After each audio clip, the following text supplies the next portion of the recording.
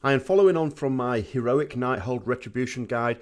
What I'm going to do here, and this goes alongside my general Mythic boss guides for Nighthold as well, are the Retribution specific guides. Now I'm going to do this in several parts because, well, it makes sense to. I haven't killed all the bosses yet, and it might be a little while before I do.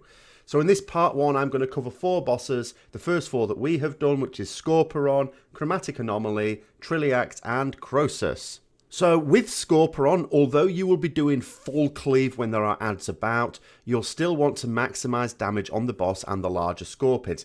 This is especially important when the boss is vulnerable. In fact, at that point, even if there are adds, you're probably better single targeting the boss, although, of course, I would still definitely take Divine Hammer for this fight, so that will naturally be doing a bit of passive cleave on the adds, but I would focus on the boss at that time.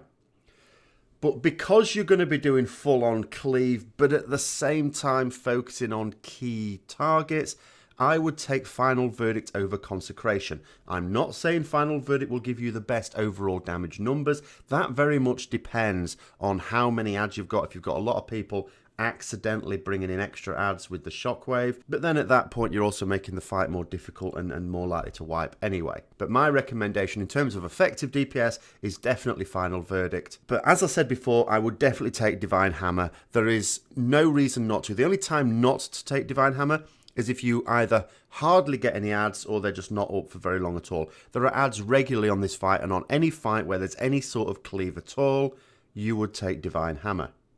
Now, when it comes to taking Zeal or not, you need to sim yourself, and I would sim for a Beast Lord type fight, obviously not a Patchwork, that's no good, on Simulation Craft. Beast Lord type fights are pretty good because that means, you know, single target a lot of the time, but every now and then a few adds fits this pretty well. When it comes to Shield of Vengeance, you need to use this whenever you can. There are plenty of ways to burst it after the blue phase.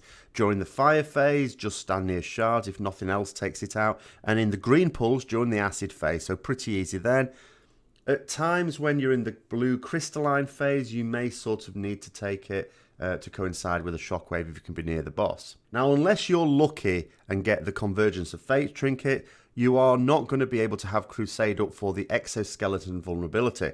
So just use it when available. Try to avoid having it up for shockwave unless you're sure you can stand by a shard in melee range of the boss. It's not going to be much fun if you popped Crusade, shockwave comes in, and you've got to run the other side of the room and not be doing any damage.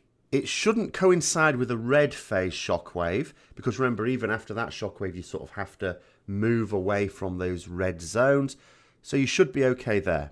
If both tanks die for whatever reason, pop Eye for an Eye really quickly, just in case you get aggro while they're being battle rezzed. Also, while the tank is gathering up adds for Call of the Skorpid, it might be a little while before they can move them to the boss. Sometimes tanks struggle a lot because everyone just goes DPS horny on them. So that makes it more difficult for the tanks to grab them and therefore takes longer for them to get to the boss. In that situation, stay on the boss, but keep turning to where the adds are to aim your Divine Storm through the adds. It will still hit the boss, so it's all good. You're not losing damage on the boss. Also, aim Wake of the Ashes at them when that's been used as well. Just bear in mind that's got a slightly shorter range, so make sure that they're in range, otherwise you've wasted it completely. Now, when it comes to Chromatic Anomaly, your approach very much depends on your assignment. If you are assigned to the add that's by the boss, then you take Divine Hammer and cleave off the priority target. That means you target the add, but the boss will be there anyway and you cleave onto it. Divine Storm, Divine Hammer, the full works, you'll do shitloads of damage. Make sure you interrupt the Warp Nightwell cast when necessary. You also have the option of stunning to do this when the 4 smaller adds appear. But if you are assigned to the further add, as I am, as you can see here, your damage is buggered, so just focus on making sure you get between add and boss quickly. I don't use Divine Hammer in this situation, it's pointless. I just use, in my case, Blade of Wrath. Might be Virtue's Blade for you, need to sim it. Now, Cavalier is, in theory, a good talent for this. However, if you're worried about accidents, because that can happen on this fight, then Divine Intervention is also a strong option. But hopefully you have a Warlock Gateway to speed up your travel in one of the directions, either to the adds or back from the adds to the boss. Use Shield of Vengeance at the start and deliberately stand in fire until it bursts.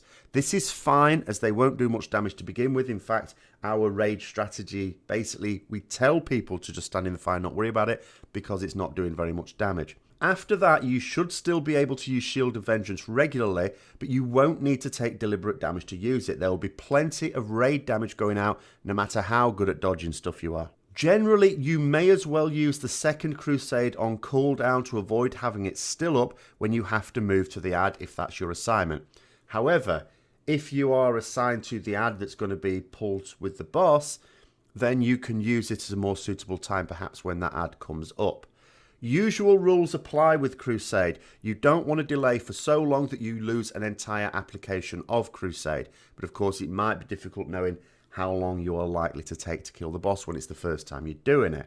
Now, what I do with the way we particularly do it, as I say, I use my second Crusade on cooldown, but I delay the third a little until the final ad is up because I know I'm still going to get the most use out of it that way. I'm not going to get a fourth no matter when I use it. Now with Trilliax, that may have a couple of ads that may be cleaved onto the boss, but in this case that doesn't mean you want to take Divine Hammer. It's essentially a single target fight for the vast majority of the duration. When an ad is up, it is only one ad and it's not up for long enough to make Divine Hammer worthwhile. So take whichever version of Blade of Justice seems best for you on single target. Now when it comes to soaking cakes, you will be slowed.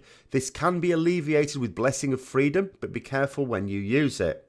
It will be most useful just before the boss casts Annihilation so that you can get to his side quickly before the beam starts. However, if you've had to run a long way to soak your cake, then you may want to use Blessing of Freedom to get back quickly to the boss. Shield of Vengeance can almost always be used on cooldown because you can burst it in the numerous purple pools that will be lying around for all of the fight. When it comes to using Crusade, essentially use it on cooldown, but not if you plan on soaking a cake while it's active unless it's right by the boss, but you don't know where they're going to spawn. Much better to make sure you've soaked a cake first before Crusade becomes ready. Ideally, you might want to have Crusade up for when the ad needs killing, but be careful not to delay so long that you miss out on an entire application of the cooldown. Again, usual rules apply here. It's better to use Crusade on cooldown than to risk missing out on a whole use of it. Finally, the big guy. This fight is essentially a more brutal version of the heroic mode, and so there isn't much to add from the heroic rec guide that I already did on Nighthold. That can also be found in the Nighthold playlist where this video is located, by the way. Now, the slight variation I would mention is regarding Shield of Vengeance. On Heroic, I burst it on Slam because it's more reliable than Orb. On Mythic, I do pop the first one on the first Slam, as usual, but then I delay the second because actually it's needed for defensive use. That does happen now and then. With the second set of ads, when the bridge is shorter, the boss will cast an orb before you can reasonably have all the ads killed and be back in melee. So I'd suggest using Shield of Vengeance at this point. Hopefully you'll still be close enough to the boss that will still damage him, but defensive use is more important here. This is an ability that can sometimes kill people.